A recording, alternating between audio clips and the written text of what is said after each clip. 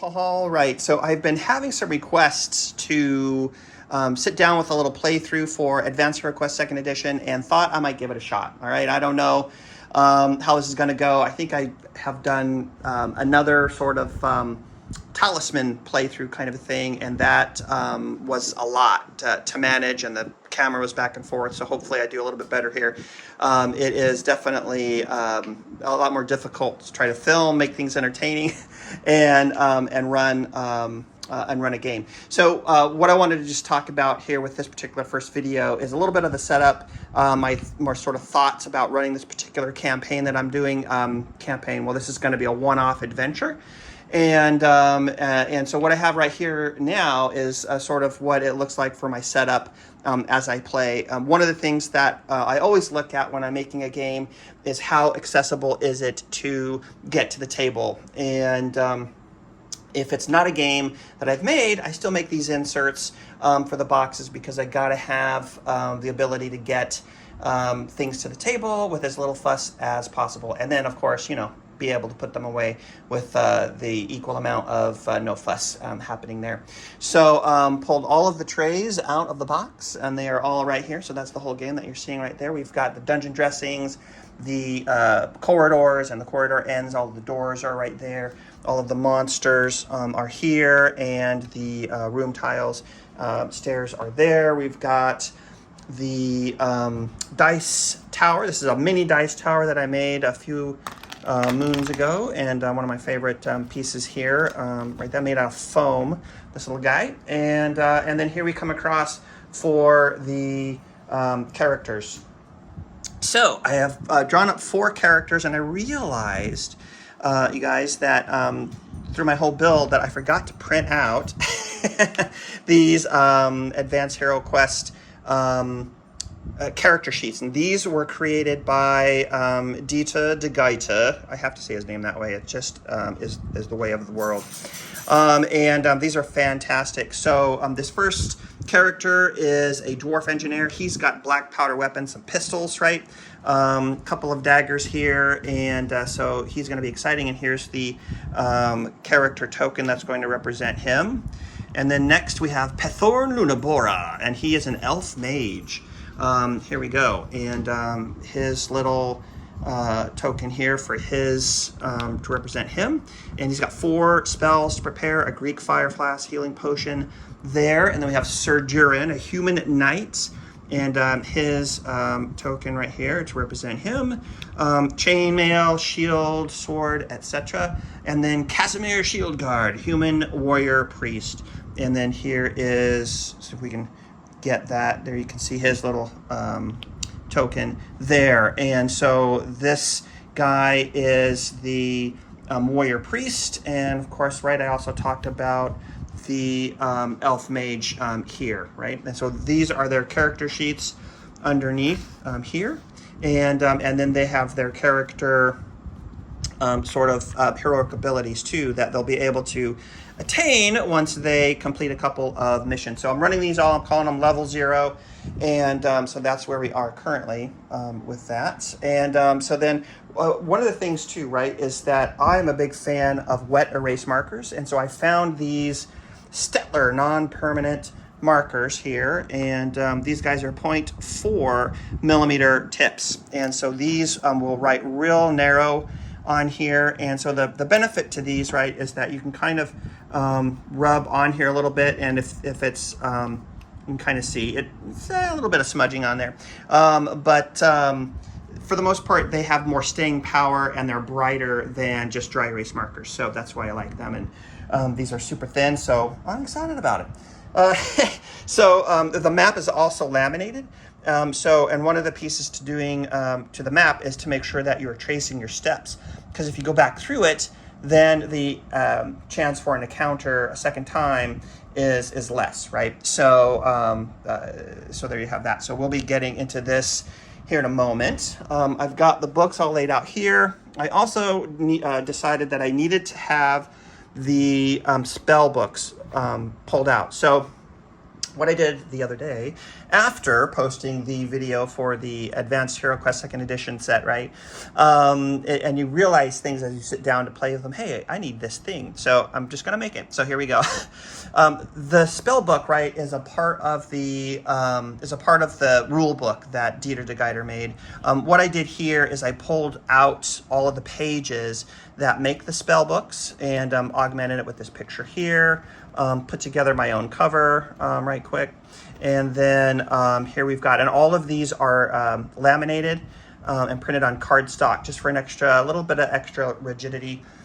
This is Pethorn Lunabora's spell book. He's going to be a light wizard spell, and he gets 4 spells out the gates. And then as we flip on through the spell book here, we all the way back, the Warrior Priest Blessings.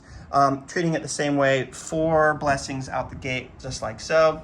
And so with any luck, we'll be able to purchase some more components and stuff after this particular quest, and we'll see how it all goes. So I've got my book sitting here. This is the rule book, right? And I'm going to be playing with the POG system for solo play. And so, you know, you've got your hero phase, exploration phase, and games master phase. And then when it's the game master's phase, I'm going to be doing the solo advanced Heroquest, which is on page 132 of the new rule books. And it's the GM phase with counters, right? And so when it's the GM phase's turn, you're going to be pulling some counters and then following the process there. So that's kind of what I am looking at in terms of that. I've got my GM reference sheet there as well. So there we go. So that is sort of a little bit of a rundown, and we'll just talk about this particular scenario we're going to run, and we'll get started. Alrighty, so on to the adventure, the quest for the Vampire's Lair. In tonight's quest, we are in search of the Vampire's Lair to rid these lands of the undead menace. The local villagers believe there is a plague among them, but some of us are convinced there is a vampire living in the crypt of an abandoned castle just northeast of Dead Rock Gap that is responsible for all of the havoc. My party and I are determined to find and kill the vampire and steal his riches in the process. If we can prove that it's a vampire causing all of the death, we are sure to be rewarded. The heroes must locate the vampire's lair on the 3rd level and slay the vampire and his minions. There is a master key needed to be found to gain access to the 3rd level. The key should be hidden inside a coffin located inside any of the 1 lair rooms on the 1st or 2nd levels. If the heroes successfully complete this quest in 1 expedition, they'll be rewarded 1 fate point each. And the villagers will also reward the heroes with 400 gold coins for killing the vampire and freeing them from this evil carnage. The only stairways leading to lower levels are located in the quest rooms. Any stairs down that are generated will be stairs out instead. Every lair room on the 1st and 2nd floor contains 1 coffin in addition to its normal contents. Roll on the coffin table, which is down here, coffin table right there, to determine what's inside the coffin. There's only 1 quest room on each level. Any other quest room that rolls up after the 1st is found on each level is a lair room instead. On the 3rd level quest room, the vampire lair will contain 1 coffin containing 1 magic item, 1 alchemist bench, and a treasure chest. Character monsters are here. Level 1 is an undead champion. Level 2, mummy times 2 giant rats. Level 3, vampire lair, white, undead champion, and a vampire. And of course we have that, and then we have all of the monster stats here. And then we also have, next page over, undead matrices is what we're looking at, and which has quest rooms, lairs, wandering monsters, special monsters, etc. So there you go. So that is sort of the rundown of the main adventure. And so in an effort to try and sort of connect, right, the Overland travel piece with what's happening, here we have the map laid out. Apparently, Bretonia should have 1 T and 2 N's, I think. It was pointed out to us. Anyway, I think that's something we're looking at. All right, so the idea is that our heroes are here in Altdorf, and so they hear about the vampiric menace, right? And our heroes have heard of a vampire that has taken up residence in an abandoned castle near Dead Rock Gap, just north of Karak, which is right here. And they were approached in Altdorf at the Bottled Imp by a frantic, if not exhausted, messenger in search of help to rid the local towns and villages of a vampiric menace terrorizing them. With promise of a generous reward and the chance for glory, the adventurers agree to the task and ready themselves for the 9-week journey to Overland Keep. So our adventurers are going to move here. This indicates where our keep is going to be, and this is Overland right here, which is the actual name of this keep, right? So our heroes will enter here, and we're going to be searching for any clues that will lead us to the vampire's lair. So typically with Advanced Hero Quest, you're going to have a set dungeon like this as maybe the 3rd or 2nd level, right? And then you would do basically randomized dungeon generation with corridors and all that kind of thing. But since the vampire and his horde are kind of holed up in an old keep, and he's hiding out in the crypts below, I felt like it'd be cool for us to enter the castle. Then we'll get into levels 1, 2, 3 of the adventure. So that was kind of my thought process there with that. So there we go. And so the next thing now for us to do is to make sure that we have all of our materials, which I already put the characters together. Everyone has all of their components for spells and all of the equipment that we need for our journey. And so we are just going to now get into it and start the adventure. All right, so here we have the world travel piece, right? The Overland hex part for our adventure. And so the way that this is going to work is each hex on our map is equivalent to 1 week. And get this to go here. And so each time we move, we're going to roll the dice and see how we fare. So we have grassland that we're going to be traveling across, forests and mountain tables here. And if we have 20% of a particular terrain in a given hex, then we roll for that specific table. So let's just get started and you kind of see how this is going to work. All right, so let's see if I can get this all in one shot here as we move, and then roll the dice together. So this is the first week of our travel, and so we are here in Altdorf. We're going into the forest right here, right? And so now we take the dice and we roll it. A 1. So we immediately, 1 week into our adventure, we have an event, and so it is a forest table. So we're going to roll on our forest table here. 8. So that is a unicorn. So, oh my goodness, we have come across a unicorn. Let us read about that unicorn. Wow, so exciting! The unicorn. As the heroes lay down their gear to rest and relax in a beautiful meadow, a beautiful unicorn runs past in the distance. Roll 1d12 for each hero, and if the score is equal to 10 or more, the hero catches a glimpse of the rare and extraordinary event. Each hero who sees the unicorn is +1 fate for the next expedition. Wow, that is super cool. All right, let's see if Gramain sees it. Here he goes. We need a 10 or higher. He gets a 4. All right, Pethorn. Let's see, an 8. Does not see it. Sir Durin. Sir Durin is 11, so he is going to get +1. We'll make a little addition here. +1 fate. I'm going to call that unicorn fate. That is exciting. All right, and then lastly, there we go. All right, so Casimir Shield Guard also +1 fate. Unicorn fate. That is fantastic. And so they tell the guys, hey, we saw this fabulous unicorn. You guys missed it. You guys were sleeping. Pethorn and Gramain look at the other two and say, you guys have been smoking some good shrooms, dude, because unicorns don't exist. And they're like, well, we'll see we'll see how it goes when we have the fates with us on our side. Anyway, there you go. All right, so we have traveled one location, and so now we're going to travel to the next location. And I'm just going to make a little mark here so we can keep track of our journey and how it was. Okay, here we go, rolling for the week. No event, and we're going to go again, and this is going to be another forest event. As we come out of the forest, here we go, and here we go. No event, we're now into the grassland here. More grasslands.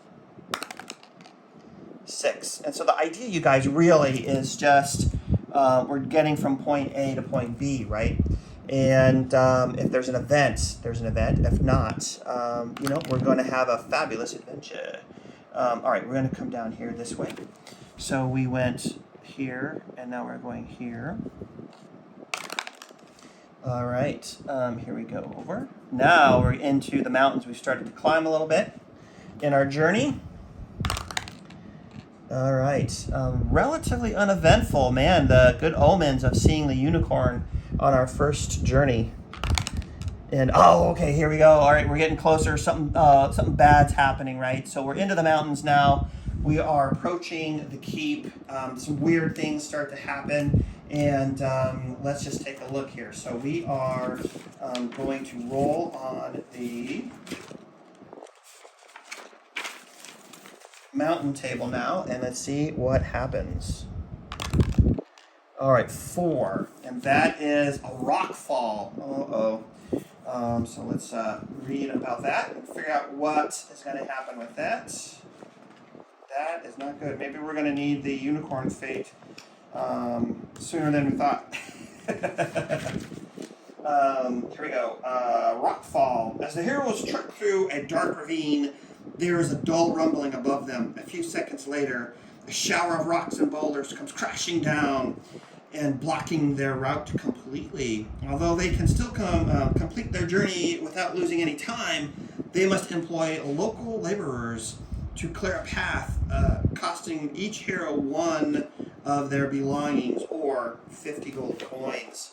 So, oh my gosh, that is that's big. That's a big deal, right?